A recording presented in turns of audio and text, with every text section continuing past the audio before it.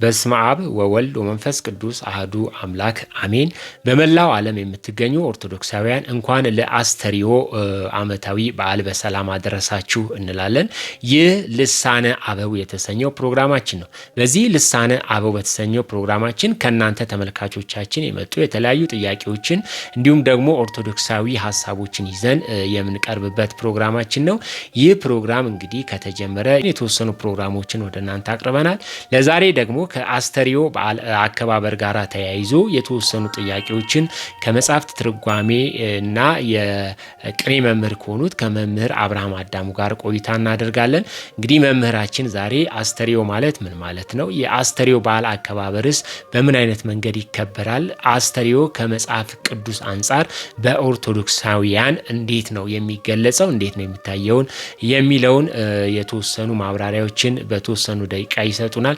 ያላችሁበት ይህን ፕሮግራም የምትከታተሉ መላው ኦርቶዶክሳውያን በሙሉ አሁንም በድጋሚ እንኳን ለአስተሪዮ ማርያም በዓል በሰላም አደረሳችሁ የምለው የዚህ ፕሮግራም አዘጋጅና አቅራቢ እኔም የድል አክሊሉ ነኝ። በያላችሁበት መልካም ጊዜ መልካም ቆይታ።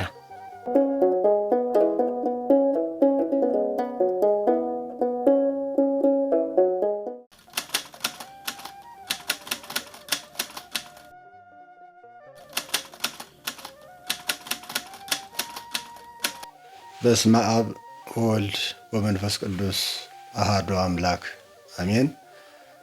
በባህሪው ሞት በመንግስቱ ሽረት የሌለበት ልዑለ ባህሪ ሕያው ባህሪ እግዚአብሔር አምላካችን ይህችን ሰዓት ባርኮና ቀድሶ ስለሰጠን እንደዚሁም ሃይማኖታዊ መጽሐፍ ቅዱሳዊ ጥያቄዎችን እንድንመልስ በመጽሐፍ ቅዱሳዊ ጥያቄዎች እንድንመማር የፈቀደልን አባቶቻችን አምላክ ስሙ የተመሰገነ ይሁን።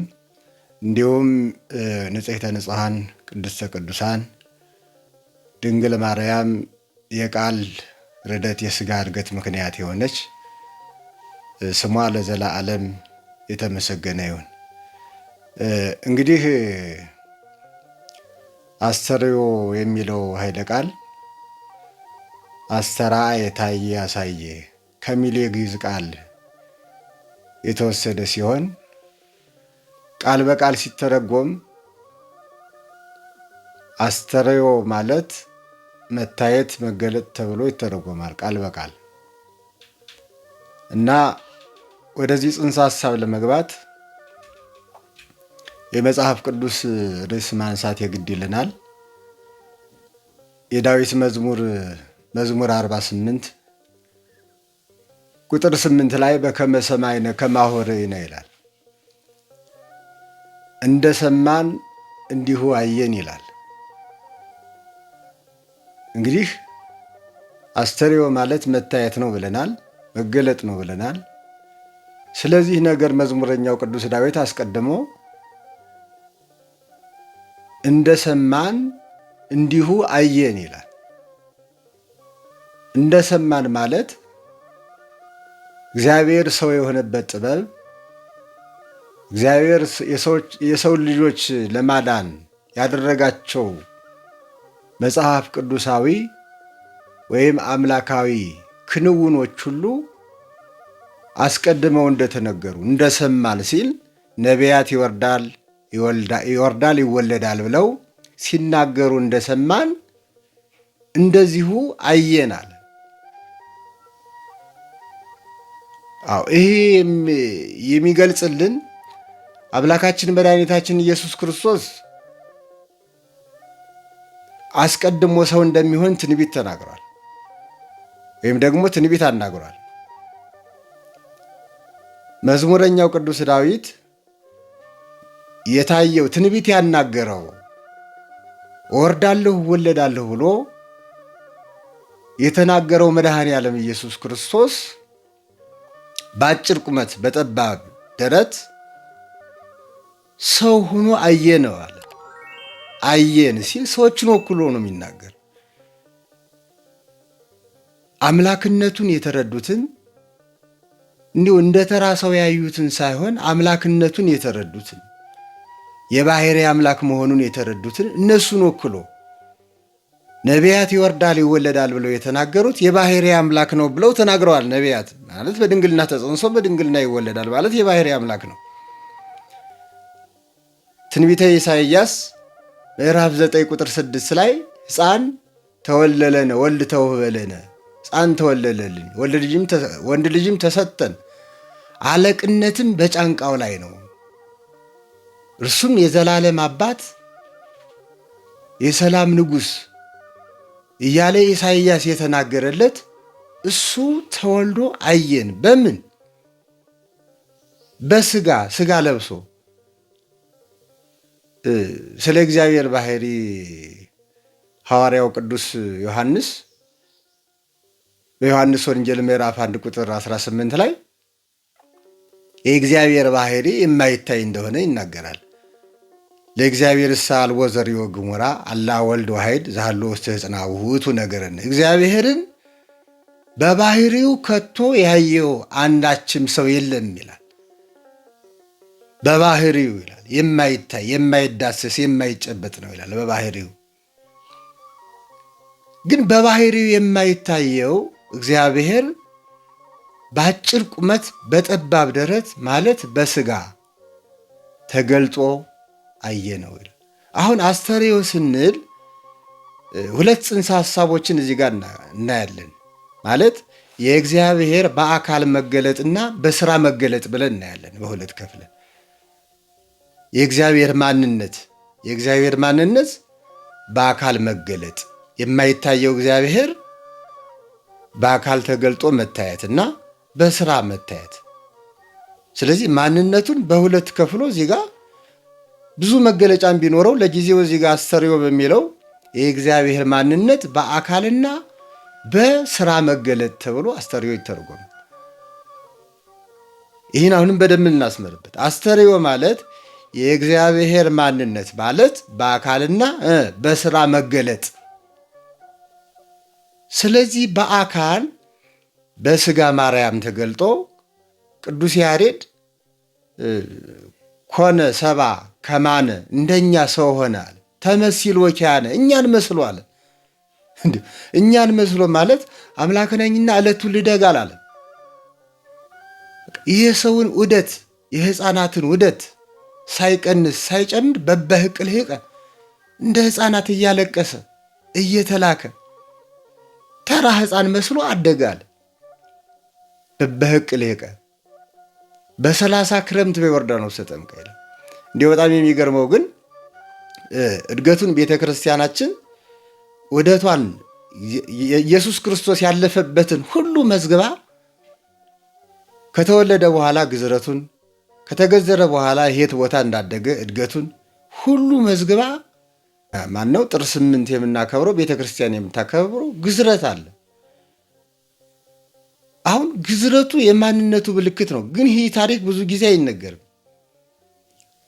ገዛሪው ሲቀርብ ጌታችን ኢየሱስ ክርስቶስ እንግዲህ የመጣው የኦሪትን ሕግ ሊፈጽም ነው እንጂ ሊሽር አይደለም። ማለት በኦሪት ዘፍጥረት 17 ላይ ምዕራፍ 17 ቁጥር 14 ላይ አብርሃም የእግዚአብሔር ሕዝብ የተባለበት ጥምቀት የተተካበት ግዝረት ሕግ አለ። እሱን ሕግ ሳያልፍ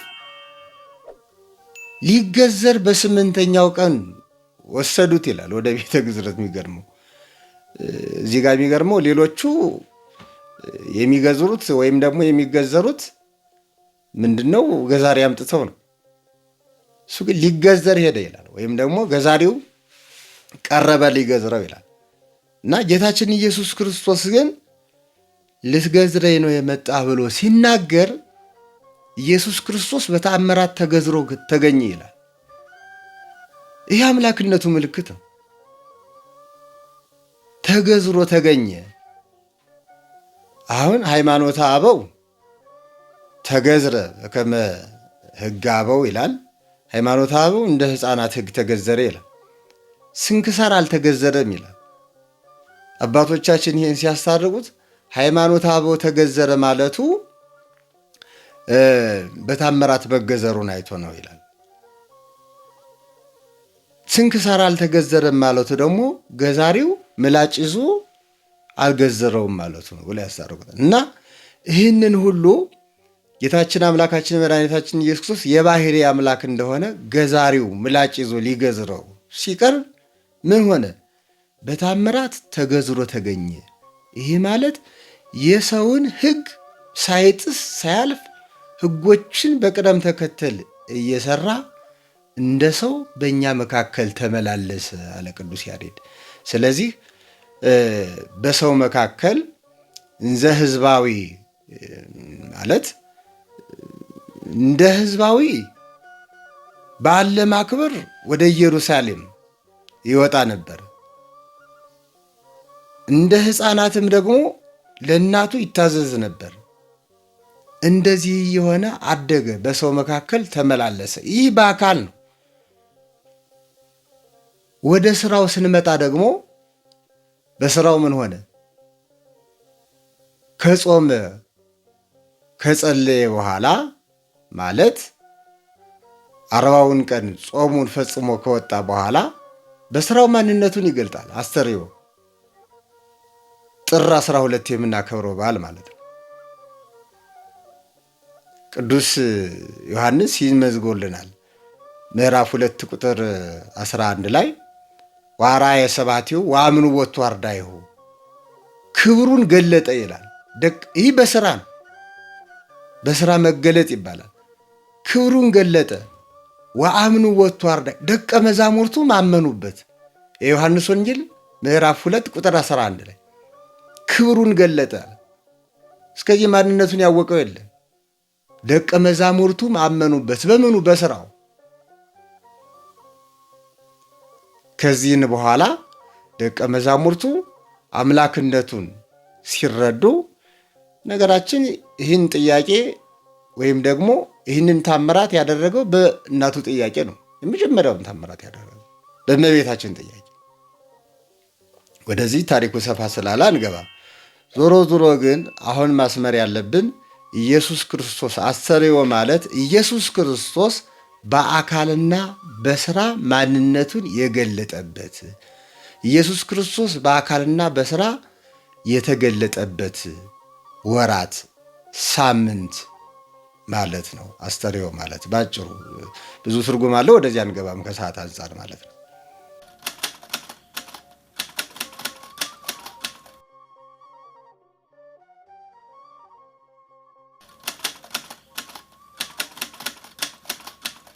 እንዴት ይከበራል ስንል በጣም የሚገርመው አባቶቻችን የወሰኑልን ቤተ ክርስቲያንን መጽሐፍ ቅዱሳዊውን ሕግ መሰረት አድርጋ ምንጭ ጠቅሳ ነው የምታከብረው። ምንጭ ጠቅሳ ስንል አስተርእዮ የሚለው በድምቀት የሚከበር ጥር 21 ነው። ምንጭ ማለት ይህ ነው። ጥር 21 ሂደን ማንን እናገኛለን ስንል እመቤታችን እናገኛለን። በጣም ይገርማል። እንግዲህ ቤተ ክርስቲያናችን ከመጽሐፍ ቅዱስ ሳትወጣ መጽሐፍ ቅዱሱን ስርዓት አድርጋ ጥር 21ን ለምን ታከብራለች? አስተርእዮ ብላ በተለየ በድምቀት ለምን ታከብራለች የሚል ጥያቄ ቢነሳ ቤተ ክርስቲያናችን መልስ አላት። ጌታችን ኢየሱስ ክርስቶስ በዳዊት መዝሙር 131 ቁጥር 8 ላይ አስቀድሞ በዳዊት ትንቢት አናግሯል። ተንስ እግዚኦ ውስተ ዕረፍትከ አንተ ወታቦተ መቅደስከ፣ አቤቱ አንተና የመቅደስህ ታቦት ተነስ ይላል። አንተና ምንህ የመቅደስህ ታቦት ተነስ፣ ወደ ዕረፍት ተነሱ ይላል።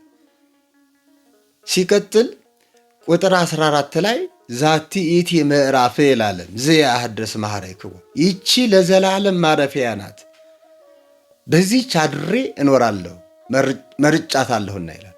እንግዲህ አሁን ጥር አስተርእዮ ለምን ይከበራል ስንል ጌታችን ኢየሱስ ክርስቶስ የተገለጠበት የማን ሥጋ ነው? የእመቤታችን ሥጋ ነው።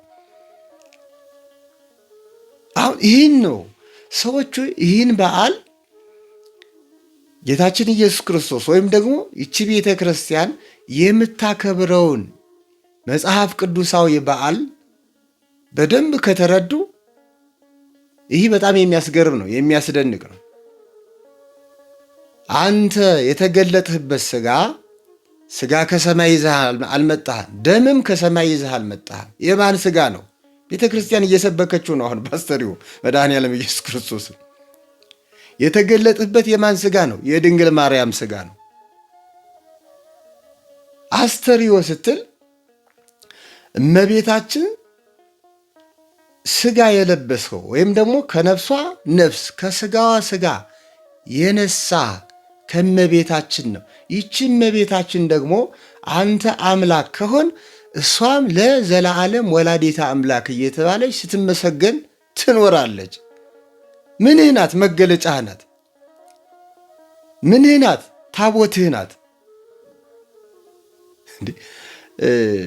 ሐዋርያው ቅዱስ ጳውሎስ በፊልጵስዩስ ምዕራፍ 2 ቁጥር 10 ላይ ይስግድ ኩሉ ብርክ ዘውስተ ሰማይ ወዘውስተ ምድር ወዘታሕቲሃ ለምድር፣ ለእግዚአብሔር ስም በሰማይ ያሉ መላእክት በምድርም ያሉ ደቂቀ አዳም ከምድርም በታች ያለ ፍጥረት ለእግዚአብሔር ስም ይስገድ ነው ያለ። አሁን የእግዚአብሔር ስም የተጻፈበት ወይም ደግሞ የተቀረጸበት ታቦተ ሕግ የማን መገለጫ ነው? የእግዚአብሔር መገለጫ ነው። ለዚያ ታቦተ ሕግ ይስገድ ብሎ ሐዋርያው ቅዱስ ጳውሎስ ካዘዘ እመቤታችን አማናዊት ታቦተ ሕግ ትባላለች። ለዚያ ታቦት ስሙ ለተቀረጸበት ታቦት ይስገድ ማን? በነገራችን እኛ ተራ ሰዎች ብቻ አይደለም የታዘዝ ነው። በጣም የሚገርመው የታቦቱን ክብር በደንብ ማስመር ያለብን እኛ በሰማይ ያሉ መላእክት ሳይቀሩ እንዲሰግዱለት ለዚህ ታቦት ታዘዘው አይደለም። እኛ ተራ ሰዎች በሰማይ ያሉ ደቂቅ ማል ነው መላእክት፣ በምድር ያሉ ደቂቀ አዳም ይስገዱለት። ለማን? ለእግዚአብሔር ስም ለታቦቱ። እሺ ታቦቱ ደግሞ አሁን ቅዱስ ዳዊት እመቤታችንን በታቦት መስሎ በታቦቱ ላይ በተጻፈው ቃል ደግሞ ኢየሱስ ክርስቶስን መስሎ እየተናገረ ነው። አንተና የመቅደስ ታቦት፣ አንተ ማለት ስሙ የተጻፈባት የእግዚአብሔር ቃል ማለት እግዚአብሔር ወልድ ነው። በታቦቱ ላይ የተጻፈ አንተ ነህ። ታቦቷ ደግሞ ድንግል ማርያም ናት። አንተ ማለት የትንሣኤ በኩር ሁነህ ትነሳለህ። አንተ ተነስተህ አንተ የትንሣኤ በኩር ሁነህ እንደተነሳ እመቤታችንን የትንሣኤ በኩር ሁና ትነሳለች። ይህን አባቶቻችን ሲተረጉሙት ጌታችን ኢየሱስ ክርስቶስ ምንድን ነው አዳምን ወክሎ በጾታ አዳምን ወክሎ እንደተነሳ ሁሉ እመቤታችንም በጾታ ሔዋንን ወክላ ተነስታለች። የነዚያ በጾታ ለነዚያ በኩር ሁና ማለት የሁሉም በኩር ኢየሱስ ክርስቶስ ይሆንም ማለት። ስለዚህ ጌታችን ኢየሱስ ክርስቶስ የትንሣኤ በኩር ሆኖ እንደተነሳ እመቤታችንም የትንሣኤ በኩር ሆና ተነስታ አረጋለች። ይህንን አያምኑም። ነገራችን ላይ በጣም የሚያሳዝነው እመቤታችን እንዳልተነሳች ደግሞ ይመሰክርባቸዋል እኮ ዮሐንስ፣ ወንጌላዊ ዮሐንስ 15 ዓመት ዝቅ ብሎ በክብር ከመላእክት ጋር ያገለገላት ቅዱስ ዮሐንስ ከሞተች በኋላ አርጋ በሰማያት ክብሯን አይቶ ተናግሯል። ራእየ ዮሐንስ ምዕራፍ 12 ቁጥር 1 ላይ ፀሐይን ተጎናጽፋ ጨረቃን ተጫምታ 12 ከዋክብት የ12 ከዋክብት ዘውድ በራሷ ላይ አድርጋ አንዲት ሴት ታላቅ ምልክት በሰማይ አየሁ ብሎ ስለ እመቤታችን ክብር ሞታ ከተነሳች በኋላ እኮ ክብሯን አይቶ ቅዱስ ዮሐንስ መስክሯል። እንዴት አልሞተችም ማና አልተነሳችም ካሉ ዮሐንስ እንዴት አያት? እንዴት አያት ዮሐንስ? ቅዱስ ዮሐንስ ግን ሞታ እንደተነሳች ከተነሳች በኋላም ደግሞ ክብሯን አይቶ ይመሰክራል። ስለዚህ እመቤታችን ድንግል ማርያም ጥር 21 ቀን በዚህ ዓለም ቆይታዋ ማለት ዕድሜዋ 64 ነው። 64 ዓመት ቆይታ ከዚያም በላይ መቆየት ትችላለች። ጌታችን ኢየሱስ ክርስቶስ ቅዱስ ያሬድ ይህን ሲተረጉመው ምን ይላል? ስለ እግዚአብሔር አምላክነት ወይም ደግሞ ፈታሂነት ሲናገር ለምንቲ ዚያር ሀያል ባሕሩ ወባሕል በብዛ ብዕሉ እያድልዎ ሞተ ክርስቶስ ለሥጋ አባሉ። ይህ ማለት ኃይለኛ በኃይሉ ለምን ይመካል አለ። ባለሀብትስ በሀብቱ ብዛት ለምን ይመካል? ከጌታችን ከኢየሱስ ክርስቶስ ትሕትና ይማር ማለቱ ነው። እያድልዎ ሞተ ክርስቶስ ለሥጋ አባሉ። እናንተ ኃይለኞች፣ እናንተ ባለሀብቶች ከክርስቶስ ፍርድን ተማሯል። ፈራጆችም ከክርስቶስ ፍርድን ተማሩ፣ ባለሀብቶችም ከክርስቶስ ትሕትና ተማሩ። ለምን? ክርስቶስ በእናቱ ላይ ሞትን ለመፍረድ አላዳላም። እያድልዎ ሞተ ክርስቶስ ለሥጋ አባሉ ሞትሰ ለመዋቲ ይደሉ ሞታ ለማርያም ያጽብ ለኩሉ። ለተራ ሰውማ ሞት ይገባዋል። በጣም የሚያስገርመው ግን አምላክን ለወለደች ለድንግል ማርያም ለእሷ መሞት በጣም ያስገርማል፣ በጣም ይደንቃል ብሎ አድንቆ ይናገራል። ስለዚህ ኢየሱስ ክርስቶስ አይ እኔን ወልደሻልና አትሞችም አላለም። እውነተኛ ፈራጅ ነዋ፣ እውነተኛ አምላክ ነው። ስለዚህ ቅዱስ ያሬድ አስምሮ ይናገራል። የምትፈርዱ ፈራጆች፣ ነገስታቶች፣ ባለሀብቶች ከኢየሱስ ክርስቶስ ፍርድን ተማሩ፣ ትሕትናን ተማሩ። በትክክል ፈርዷል። ግን አንድ ነገር ያላት አለ። እናቴ ትሞቻለች ሲላት እሷም መልሳለታለች። አይ ሰማይና ምድር የማይወስኑህን አንተን 9 ወር ከ5 ቀን ጸንሼ ወልጄ እንዴት እሞታለሁ ብላ ስትለው አይ እንዲያው እናቱን ለማሳዘን ወይም ደግሞ ሞቷ ተራ ሞት እንዳልሆነ ሞቷ መልእክት እንዳለው ምን አላት? ያንቺ ሞት እኮ እንደ ተራ ሰው ሞት አይደለም ብሎ በሲኦል ያሉትን ነፍሳት ሲኦልን ከፍቶ እንደ እሳት ማለት እንደ ጅማት ከእሳት እንደገባ ጅማት እርኩምትር ብለው ስታያቸው እመቤታችን አዘነ ይችላል፣ ተጸጸተች። ምንድን ነው ጥያቄ አነሳች። አይ ልጄ ሆይ እነዚህ ነፍሳት ላይድኑ በከንቱ ነው የሞትህ አለች። አይ እኔ ሙቼ ድርሻዬን ይዤ ወጥቻለሁ፣ እነዚህ አንቺ ድርሻ ናቸው አለ። ለነዚህ ነፍሳት ከሆነ ሞቴ ለነዚህ ነፍሳት ከሆነ አይደለም 1 ጊዜ 7 ጊዜ እሞታለሁ ብላ ቃል ሰጠች። በዚያን ሰዓት መላእክት ከገነት አምጥተው የገነት አበባ ምንድን ነው ከበቧት፣ መላእክት ከበቧት ይላል። ወዲያውኑ ለነፍሳት ስትል ነፍሷን ከስጋዋ ለየ እግዚአብሔር። እና በጣም የሚገርመው ግን ታሪኩ ሰፊ ነው፣ ወደዚያ አንገባም። የሞተችው በጥር ነው፣ መቃብሯ ግን በነሐሴ ነው። ወደዚህ ታሪክ አንገባ። የሞተችው በጥር ነው፣ መቃብሯ ግን በነሐሴ ነው።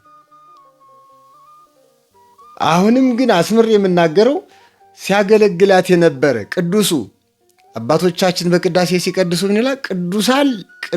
ቅዱሳት ለቅዱሳን የተቀደሰውን ለተቀደሰው ስጥ ይላል ቅዳሴ።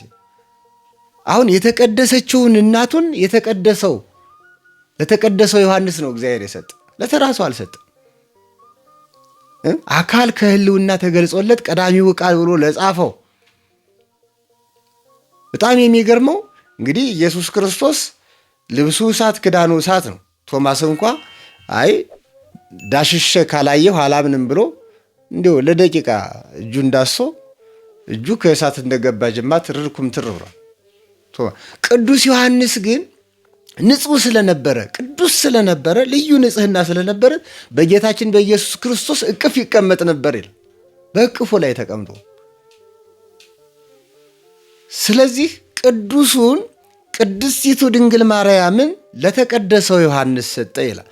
ይህ አንድነት ሞት አይገድበውምና በደንብ አስተውሉ ምዕመናን። እዚህ ጋር በአገር ውስጥም ሆነ በመላው ዓለም ሆናችሁ የምትከታተሉ በሙሉ የአኪያሞስ የዩቲዩብ ቻናላችንን ሰብስክራይብ ያላደረጋችሁ ሰብስክራይብ በማድረግ እንዲሁም ደግሞ ሀሳብ በመስጠት ሼር በማድረግ ከእኛ ጋራ ቤተሰባዊ የሆነ ትስስራችሁን እንድታጠነክሩ ስንል ጥሪያችንን እናስተላልፋለን። ስለምትከታተሉን እናመሰግናለን። የእመቤታችን አማላጅነት ሞት አይገድበው። እመቤታችን ለእኛ በመስቀሉ ስር እነኋት እናትህ ብሎ ለቅዱስ ዮሐንስ ሲሰጠው ቅዱስ ዮሐንስ ኦርቶዶክሳውያንን ወክሎ ተቀብሏታል። አንድ ነገር እናስተውል። እዚህ የእመቤታችን ምሳሌ የሆነችውን ታቦት ሊቀ ነቢያት ሙሴ ወደ ደብረ ሲና ወጥቶ ብቻውን ተቀብሏል። ብቻውን ተቀብሎ ግን ለብቻው አላደረጋት፣ ህዝቡን ወክሎ ነው የተቀበላት። ለአንተ ብቻ ሰጥቻለሁ አላለው። ሊቀ ነቢያት ሙሴ እስራኤልን ወክሎ ያችን የእመቤታችን ምሳሌ የሆነችዋን ታቦት እንደተቀበለ ሁሉ ዮሐንስም ኦርቶዶክሳውያንን ወክሎ ከመስቀሉ ስር ማንን ተቀብሏል? እመቤታችንን ተቀብሏል። ይሄ አንድነት እስከ መቼ እስከምን ድረስ ይቀጥላል የሚለውን በደንብ እናስምርበት።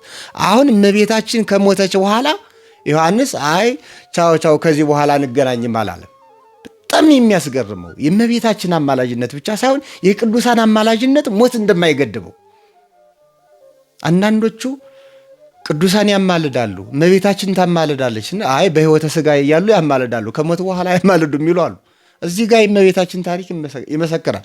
ቅዱስ ዮሐንስ ከሞተች በኋላ መልአኩ አስከሬኑን ነጥቆ ወደ ገነት ሲወስደው ቅዱስ ዮሐንስ አብሮ ወሰደ። ቅዱስ ዮሐንስም አብሮ ሄደና ዛቲ ኢቲ ሕይወትክሙ ኪያሰቡ፣ በገነት ያሉ ነፍሳት ሕይወታቸው ይቺ ናት እሷን አመስግኑ ተብለው ሲጋበዙ ቅዱስ ዮሐንስም ከሱራፌል ከኪሩቤል ጋር አብሮ በማይጠንት እመቤታችንን ማለት አስከሬኗን ያገለግል ነበር። ይህ ማለት ነው የእመቤታችንን አማላጅነት የቅዱሳንን አማላጅነት ሞት አይገድበውም። ይህን ሲናገር ሐዋርያው ቅዱስ ጳውሎስ አይቲ ሃሎ ቀኖት ከሞት ሞት ሆይ ከዚህ በፊት ማለት ክርስቶስ ሳይፈጽም በሰውና በሰው መካከል መጋረጃ ሆነህ እግዚአብሔርና ሰውን አታገናኝም ነበር። ካሁን በኋላ ሞት መውጊያ የት አለ ማለት ድል አድራጊነት የት አለ? ኢየሱስ ክርስቶስ ሞትን ድል አድርጎ ከተነሳ በኋላ ክብርና ምስጋና ለአምላካችን ይሁን። በአማላጅነት ከቅዱሳን ጋር እንድንገናኝ ከእመቤታችን ጋር እንድንገናኝ ራሱ ወስኗል። በነገራችን ላይ እንዲያው አቅማችንን አናውቅም፣ የወሰነው እግዚአብሔር ነው። ይህም የኛ ውሳኔ አይደለም። እነኋት እናትህ በቃ ሞት የማይገድባት አማላጅነቷን ሞት የማይገድባት እነኋት እናትህ እነኋት ቅዱሳን ብሎ የሰጠ እግዚአብሔር ነው። እንዲያው አቅማችን አለማወቃችን እኮ ነው።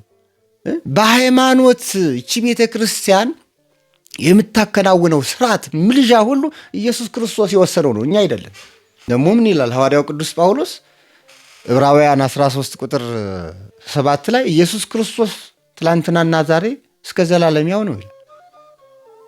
ትላንት የነበረው በሐዋርያት ዘመን የነበረው ኢየሱስ ክርስቶስ ዛሬም አለ። ሐዋርያት የሰሩት ስርዓት ነገም ዛሬም አለ፣ ነገም ይቀጥላል እስከ ዘላለም።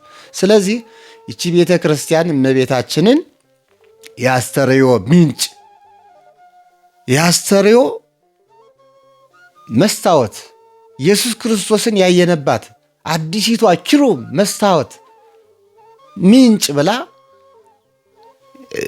ማለት 21ን ስታከብር እመቤታችንን ምን ትላለች? ወላዲተ አምላክ ትላለች። እሱን ምን ብላለች? አምላክ ነው ብላለች። እሱን ከቤተልሔም ዋሻ ጀምራ አምላክ ነው ብላ ከመላእክት ጋር ዘምራ ክብራለች። ምን ብላ? አምላክ ብላ፣ የባህሪ አምላክ ብላ። እሺ ከዚህ ጋር ስንመጣ 21 እሱ አምላክ ከሆነ እሷ ምን መባል አለባት? ወላዲተ አምላክ፣ የአምላክ እናት። እንዲሁ የተራሰው እናት ያማላጁ የነብዩ እናት ብላ አይደለም። በደንብ አስምሩበት። ሌሎችም ስሙ። እዚህ ጋር አሁን እመቤታችንን አስተርእዮ ስትል አንቺ ወላዲተ አምላክ ቅድም ጠቅሰረዋል እኮ ዛቲቲ በራፌል ዓለም ይቺ ለዘላለም ማረፊያ ናት ማለት እኔ አምላክ እየተባሉ እንደምመሰግን እሷም ለዘላለም ወላዲተ አምላክ እየተባለች ስትመሰግን ትኖራለች ማለት ነው። አስተርእዮ ማለት ይሄ ነው። የማንነት የመገለጫ ናት። ወላዲተ አምላክ እየተባለች ስትመሰገን ትኖራለች ማለት ነው። እና ቤተ ክርስቲያናችን እሱን ከቤተልሔም ዋሻ ጀምራ የተወለድኸው በድንግል ማርያም ሥጋ ነው፣ የተገለጥኸው የተጠመቀው በድንግል ማርያም ሥጋ ነው፣ የተመላለስኸው በሰው መካከል ወደ ሰርግ የተጠራኸው እንዴ! ወደ ሰርግ እኮ የተጠራ አይገኝ የት ያገኙታል ታዲያ? በድንግል ማርያም ሥጋ እኮ ነው ወደ ሰርግ የተጠራው። እንደ ሰውነቱ ወደ ሰርግ ሲተረጉሙት ሊቃውንት እንደ ሰውነቱ ተጠራ፣ እንደ አምላክነቱ ደግሞ ውሃውን ወደ ወይን ጠጅ ቀየረ ብለው ይተረጉሙታል። ይሄ ነው መጽሐፍ ቅዱሳዊ አስተምህሮ። ኢየሱስ ክርስቶስን መስበክ ይሄ ነው። እንደ አምላክነቱ ተጠራ ምና እንደ ሰውነቱ ተጠራ፣ እንደ አምላክነቱ ደግሞ ምን አለ? ውሃውን ወደ ወይን ጠጅ ቀየረ።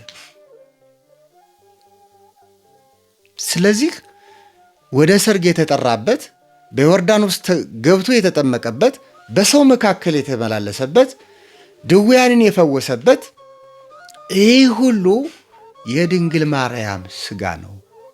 እግዚአብሔር ከሰማይ ስጋ ይዞ አልመጣም እና ከሰማይ ስጋ ይዞ መጣ የሚሉ መናፍቃን ስላሉ ነው። እና እመቤታችንንም አሁን ጥር 21ን ስናከብር እመቤታችን ኃይል አርያማዊት የሚሉ አሉ። ከሰማይ የመጣች አልናገረውም፣ ታሪኩ ወደዚያ ከገባው መውጫ ስለማላገኝ ኃይል አርያማዊት እኒ ካቶሊኮቹ ከሰማይ የመጣች ኃይል ናት አከበርናት ብለው ነው። እንዴ እሷ እኮ ተራ ሴት አይደለችም፣ ከሰማይ የመጣች ኃይል ናት። ኃይል አርያማዊት ከሰማይ የመጣች ኃይል የመላእክት ስጋ የላቸው። ከሰማይ ከመጣች ደግሞ ስጋ የላትም ማለት ደም የላትም፣ ስጋ የላትም። እንዴ ሐዋርያው ቅዱስ ጳውሎስ እኮ ይነሶ ለዘነሶም ዘራ አብርሃም የነሳውን ስጋ ይነሶ ለዘነሶ መላእክት የነሳውን ስጋ ከመላእክት አልነሳውም ማለት የመላእክትን ባህሪ ልዋሃድ አላለም ማለት የመላእክት ስጋ የላቸው ግን የመላእክትን ባህሪ ልዋሃድ አላለም ማለት ነው። የአብርሃምን ባህሪ ተዋሃደ እንጂ ብሎ የአብርሃም ባህሪ ደግሞ እመቤታችን ናት። ስለዚህ እመቤታችን አስተርእዮ 21ን ስናከብር ምንጭ እየጠቀስን ነው። ኢየሱስ ክርስቶስ የባህሪ አምላክ ያደረገው ስጋ በዮርዳኖስ ገብቶ የተጠመቀው ስጋ ምንድን ነው? በደረቅ ግንባር ላይ ምራቅ እንትፍ ብሎ ዓይን የሳለ ስጋ 38 ዓመት የአልጋ ቁራኛ የሆነውን መጻጉዕን ተነስተህ አልጋህን ተሸክመህ ሂድ ብሎ የፈወሰ ያ ስጋ የተናገረ ያ ስጋ ያንቺ ስጋ ነው ብለ ምንጭ እየጠቀስን ነው። እመቤታችንን ወላዲተ አምላክ መሆኗን እየገለጥን ነው። አስተርእዮ ኢየሱስ ክርስቶስ በእመቤታችን በኩል እንደሚመሰገን እንደሚገለጥ እንዲሁ እመቤታችን ብቻ አይደለም።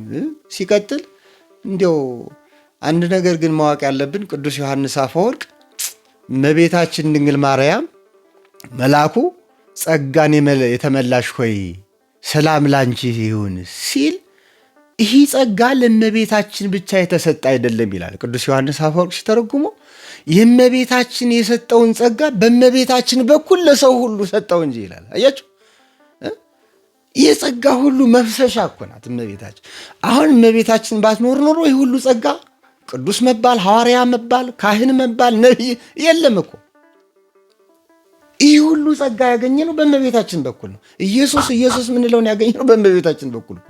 ስለዚህ ለሰው ሊሰጥ የፈለገውን ጸጋ በእመቤታችን በኩል ሰጠ። ለእመቤታችን ሲሰጥ ለሰው ሁሉ ሰጠ ብሎ ቅዱስ ዮሐንስ አፈወርቅ ይተረጉመዋል። እና ስለዚህ እመቤታችን የጸጋችን ሁሉ የየራሳችን የጸጋችን ምንጭ ናት። የኢየሱስ ክርስቶስ ብቻ ሳይሆን የኛ የክብራችን መገለጫ የማንነታችን መገለጫ ናትና ኢየሱስ ክርስቶስ እመቤታችን አስተርእዮ ብለን 21ን ስናከብር እኛ ጸጋን በማን በኩል አገኘነ ስንል በእመቤታችን በኩል። የእመቤታችን የተሰጠው ጸጋ ለሁላችን ነው፣ ለሰው ሁሉ ልጅ የተሰጠ ጸጋ ነው ብላ ቤተ ክርስቲያን እቺ አምላካዊት ሐዋርያዊት እውነተኛዋ ቤተ ክርስቲያን መጽሐፍ ቅዱሳዊን መሰረት አድርጋ ምንጭ ጠቅሳ በዓሉን ኢየሱስ ክርስቶስን በበዓላት ትሰብከዋለች።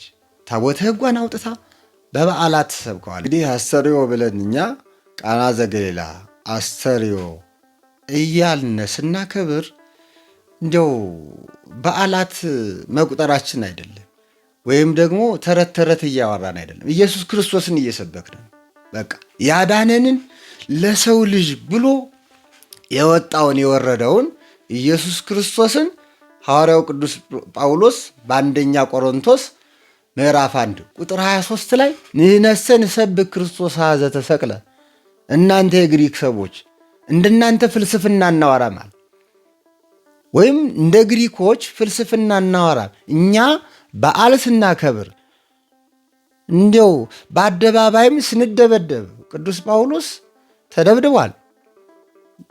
ኢየሱስ ክርስቶስ አስቀድሞ በሐዋርያት ሥራ 9:15 ላይ ስሜን በአሕዛብና በነገሥታት መካከል ስሜን ይሸከም ዘንድ ምርጥ ዕቃ አድርጌ መርጬዋለሁ እንዳለ ሁሉ ስለ ኢየሱስ ክርስቶስ ተደብድቧል፣ ተሰዷል፣ ተርቧል፣ ተጠምጧል። ይህንን ሁሉ ስናደርግ አለ ራሳችንን እየሰበክን አይደለም። እኛ የምንሰብከው ኢየሱስ ክርስቶስን ነው። ስንሰደድም በዓል ስናከብርም ስንቀድስም አለባበሳችን ሳይቀር እኮ ነው። በጣም የሚገርመው እኮ አለባበሳችን ሳይቀር እኮ ነው የሚሰብከው። አሁን የጥምቀት ምንድን ነው? ሰው አዲስ ልብስ ለብሶ ይወጣል። ምን ማለት ነው? ያ ተወስዶ የነበረው ጸጋችን የተመለሰበት በዓል ነው እያለ እኮ ነው። ጥምቀት አሁን የጥምቀት ያልሆነ ቀሚስ ይበጣጠስ ማለት ይሄ ተራ አነጋገር እንዳይመስላችሁ፣ ምስጢር አዘል ነው። የጥምቀት ያልሆነ ቀሚስ ይበጣጠስ ማለት ኢየሱስ ክርስቶስን የማያከብር ኢየሱስ ክርስቶስ የማይከብርበት የኢየሱስ ክርስቶስ ክብር የማይገለጥበት ገንዘብ፣ ሀብት፣ ንብረት ማለት እኮ ነው። ቅድስት ሐና እኮ ብላለች፣ እኔ ወደ ቤተ መቅደስ ሊሄድ ፈልጌ ነበረ፣ ግን የእግዚአብሔርን ክብር የሚገልጥ ልብስ የለኝም አለች። እግዚአብሔር ቅዱስ ነው። ወደ ቅዱሱ እግዚአብሔር ስንሄድ ደግሞ ቅዱስ የሆነ የሚያስደስት ልብስ ለብሶ መሄድ ያስፈልጋል። ምክንያቱም ቅድስናውን የሚገልጽ ልብስ ለብሰን ካልሄድን በተቃራኒው ምን እያልን ነው? ምንድን ነው? ኃጢአት አለብህ ነው። አሁን እኛ ኦርቶዶክሳውያን ያለባበሳችን ስርዓት በጣም የጠራ ምንድን እንበለው፣ ካባም በለው የተለያየ ሻሽም በለው ይህ ጥምጣማችን ሁሉ ጸናጸላችን፣ ከበሯችን፣ ማቋሚያችን ሁሉ የሚሰብከው ኢየሱስ ክርስቶስ ነው። አንተ ቅዱስ ነህ እና የጥምቀት ያንን ልብስ ለብሰው ኦርቶዶክሳውያን የጥምቀትን ብቻ ሳይሆን ብቻ ወደ ኢየሱስ ክርስቶስ ስንሄድ በዓል ስናከብር እጅግ በጣም ያማረ የከበረ እንዲው የነገሥታት ልብስ ማለታችን አይደለም። ያችን ያለችዋን ንጽህናችንን ጠብቀን የምናከብረው ኢየሱስ ክርስቶስን እየሰበክንን ነው። ምን ብለን? አንተ ተወስዶ የነበረውን ቆሽሾ የነበረውን ረክሶ የነበረውን ማንነታችንን ጸጋችንን ምን በላል? መልሰሃል። ስለዚህ አንተን ባለባበሳችንም በባላችንም እንሰብካለን እያልን እንደ ቅዱስ ጳውሎስ ኢየሱስ ክርስቶስን መስበካችን ነው እና በዓላትን ስናከብር ኢየሱስ ክርስቶስ የሚከብርበት የሚገለጥበት፣ አስተርእዮ ማለት መገለጥ ነው ብለናል ቅድም። ማንነታችን ኢየሱስ ክርስቶስን የሚገልጥ የሚደብቅ መሆን የለበትም፣ የሚገልጥ መሆን አለበት። አለባበሳችንም፣ አከባበራችንም፣ ባለ አከባበራችን፣ አካሄዳችን፣ እንቅስቃሴያችን ሁሉ ኢየሱስ ክርስቶስን የሚገልጥ መሆን አለበት። እዚህ ሌላ ታሪክ ማለት ፈልጌ ነበር፣ ሳስለለን እንለፈው። እኛ ቅዱሳንም ይሁኑ እኛ ኦርቶዶክሳውያን ኢየሱስ ክርስቶስን የምንገልጥ እንጂ የምንደብቅ የምንሸፍን አይደለም። አሁን ቅዱሳንም ይሁኑ የቅዱሳንን በዓል እናክብር፣ ምንም እናክብር፣ ኢየሱስ ክርስቶስን እየሰበክነ እንጂ እየገለጥነ እንጂ እየሸፈን አይደለም። ለዚህም ነው እንግዲህ ቤተ ክርስቲያናችን በዓሏን ስታከብር በዓለም በአደባባይ ወጣ ለዓለም እየሰበከች ነው። ይሄ መደበቅ ነው እንዴ? ይህ እኮ መግለጥ ነው። አደባባይ ወጣ። ስለዚህ አሁንም ቤተ ክርስቲያናችን አደባባይ እየወጣች ታቦተ ሕጓን እያወጣች ኢየሱስ ክርስቶስ ይህ ታቦተ ሕግ እንደው እኔ ይገርመኛል። የማቴዎስ ወንጌል ምዕራፍ 5 ቁጥር 17 ላይ እኮ ኦሪትና ነቢያትን ልሽራቸው አልመጣሁም ይላል። የተሰጠው ታቦተ ሕግ ዘላለማዊ መሆኑን ደግሞ ማስመር አለብን። ለምን አንድ የመጽሐፍ ቅዱስ ጥቅስ አልነግራችሁም? እንዲሁ ስለ ታቦት ግራ የምትጋቡት አይደለም። በዚህ ቤተ መቅደስ በሰማይ እንዳለ የራእየ ዮሐንስ ምዕራፍ 11 ቁጥር 19 ላይ በሰማይ ያለው የእግዚአብሔር ቤተ መቅደስ በተከፈተ ጊዜ የቃል ኪዳኑ ታቦት ታየ ይላል። ታዲያ ታቦቱ ኢየሱስ ክርስቶስ ነው፣ ታቦት አያስፈልግም የምትሉ ሰዎች እሺ፣ ሰማይ ያለውን ታቦት እንግዲህ አንድ ነገር እንስማማ። ታቦት አያስፈልግም ካላችሁ በሰማይ ያለውን ታቦት ሂዱና አያስፈልግም አውጣው ከዚህ ቤተ መቅደስ በሉ። የእግዚአብሔር ቤተ መቅደስ በሰማይ ያለው የእግዚአብሔር መቅደስ በተከፈተ ጊዜ የቃል ኪዳኑ ታቦት ታየ ይላል። በዚህ ቤተ ክርስቲያን ያለው ታቦት በየት አለ? በሰማይ አለ። በዚህ ያለው ማዕጠንት የት አለ? በሰማይ አለ። በዚህ የሚያገለግሉ ካህናት የት አሉ? በሰማያት አሉ። በአጠቃላይ ታቦቱ ጊዜያዊ ሳይሆን ዘላለማዊ ነው። ይህ ማለት የኢየሱስ ክርስቶስን ማንነት ዘላለማዊነት የሚሰብክ ዘላለማዊ ሕግ ነው ታቦቱ። አሁን ታቦት አያስፈልግም ማለት ኢየሱስ ክርስቶስ አያስፈልግም ማለት እኮ። ስለዚህ አሁን በደንብ ሊገባችሁ የሚገባ ታቦቱ ዘላለማዊ ቤተ ክርስቲያን እያከበረችው ያለች በኦሪትም ሕዝቡን ሲቀድስ የነበረ የተበተኑትን ሕዝብ ወደ እግዚአብሔር ሲያቀርብ የነበረ ይህ ታቦተ ሕግ ዘላለማዊ ነው። ለምን? ኢየሱስ ክርስቶስ አምላክነቱ ዘላለማዊ እንደሆነ ሕጉም ታቦቱም ዘላለማዊ ነው። ለዚህ ነው እግዚአብሔር ኦሪትና ነቢያትን ልሽራቸው አልመጣሁም። ስለዚህ በአጠቃላይ አስተርዮን ስናከብር በአስተርዮ እኛ ስናከብር ኢየሱስ ክርስቶስ በእኛ መገለጥ አለበት፣ በበዓላት መገለጥ አለበት። ቅድም ብለናል። በበዓላት እየሰበከችው ነው ቤተ ክርስቲያን። በበዓላት ስትሰብክ ደግሞ ሰዎቹ በሚገባ ወጣው መጽሐፍ ቅዱሳዊ አከባበር ማለት በማሕሌት፣ በዝማሬ፣ በቅዳሴ፣ በሰዓታት ኢየሱስ ክርስቶስ ለሰው ልጆች ብሎ ያደረገውን መስዋዕት በቅዱስ ያሬድ በሰማያዊ ዝማሬ ከመላእክት ጋር እየዘመሩ እንደ መላእክት ኦርቶዶክሳውያን ክርስቶስ በድንግል ማርያም ሥጋ ተገለጠ፣ ታየ እያሉ ያከብሩታል። እኛም አባቶቻችን መስለን እንደ አባቶቻችን ከአባቶቻችን ጋራ በዝማሬ በማሕሌት በዓሉን በሚገባ ማክበር አለብን። እንዲያው እዚህ ላይ ግን እንዲያው የኛ ያለችንን እንዲያው ቤት ዘግተን ሳይሆን ኢየሱስ ክርስቶስ ሲገለጥ ግን በናዝሬት አደገ ነው የሚለው፣ በችግረኞች መካከል አደገ ነው የሚለው እና ችግረኞች ጋርም ተገኝተን ለችግረኞችም መገለጥ አለብን። ኢየሱስ ክርስቶስ ለችግረኞች ተገልጦ በችግረኞች መካከል በናዝሬት በተናቀች መንደር አደገ ነው የሚለው፣ በእነዚያ ተገለጠ ነው የሚለው እና በዓል ስናከብር በእስር ቤቱ ያሉትንም መጠየቅ አለብን። በችግር በጎዳና የወደቁትንም እየጠየቅን ለእነዚያ እየተገለጥን እንኳን አደረሳቸው እያልን ኢየሱስ ክርስቶስን ልንሰብካቸው ይገባል። ደስ ሊላቸው ይገባል። በቃ ልንደርስላቸው ይገባል። እንኳን አደረሳቸው፣ ክርስቶስ ተወልዶላቸዋል፣ ክርስቶስ በሰው መካከል ለእናንተ ተመላልሷልና እንኳን ላስተርዮ አደረሳቸው፣ እንኳን ደስ ያላቸው እያልን ያዘኑትን ንባቸውን እያበስነ በሚገባ ልናከብር ይገባል። እንግዲህ መልካም የአስተርዮ በዓል ብለናል።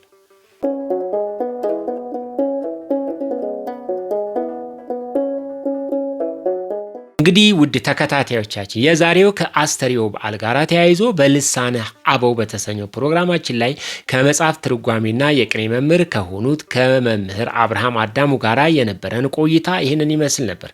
በዚህ ፕሮግራም እጅግ በጣም ጥሩ ትምህርት እንዲሁም እውቀት እንደጨበጣችሁ ተስፋ አደርጋለሁ።